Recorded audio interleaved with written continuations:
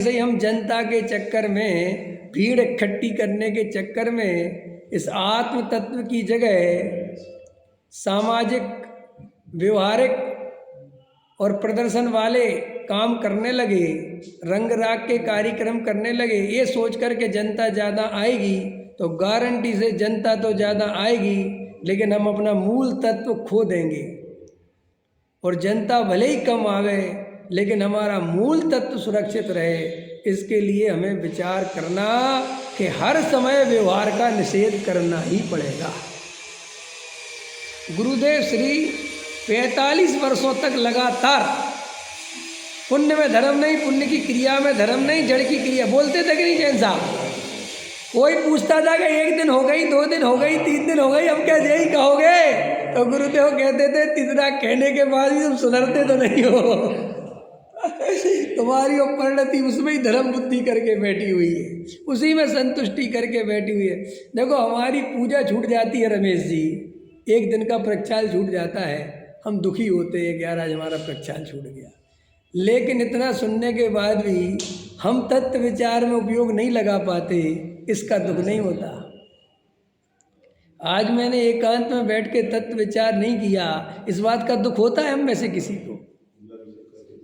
पूछ लेना सारे मोक्षुओं से जाके, मेरी तरफ से कितने लोग हैं जिन्हें तत्व विचार नहीं करने का, एकांत में नहीं बैठने का दुख सताता है, और पंच कल्याणक में नहीं जा पाए इसका दुख बहुत सताता है।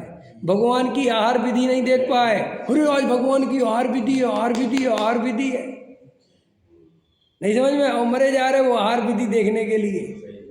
ऐसा आत्मा देखने के लिए मरे, और नहीं मरे तो काय के मुमुक्षु। भगवान का पल्ला झुलाने के लिए मरे, ठंड में भगते गए और बढ़िया शांति से बैठ के तत्व विचार नहीं कर सके तो काय के मुमुक्षु। पंच कल्याणकों की बोलियां लेके स्वधर्मिंद बनने के लिए लड़ाई झगड़े करे, लेकिन एकांत में बैठ के तत्व विचार नहीं करे तो काय के मुमुक्षु। समझ में आया?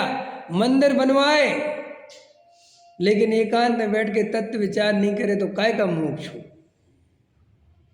बोलो, आया समझ में? और एकांत में तत्व विचार नहीं करने का कोई दुख नहीं सताता है, काय का मुमुक्षु? क्या इसने तो तत्व समझा ही नहीं, ये तो भीड़ में शामिल हो गया, देखा देखी, नामधारी मुमुक्षु है ये। जिसे एकांत प्रिय नहीं, एकांत में तत्व विचार प्रिय नहीं, वो केवल और केवल नामधारी मुमुक्षु है। लिख लो ये लाइन, चाहे भले ही देवशास्त्र गुरु के लिए रात दिन लगा रहता, वो तो सब व्यवहार की कैटेगरी में आता ही है, उसमें क्या दम है? जो पंडित एकांत में बैठ के तत्व विचार नहीं करते वे पंडित कहलाने लायक नहीं है।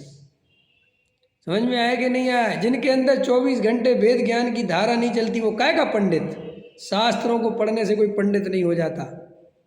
पकड़ में आया कि नहीं? डांट नहीं रहा हूँ, बता रहा हूँ। समझ में आया? समझा रहा हूँ, समझो भैया, ये भाव चला जाएगा।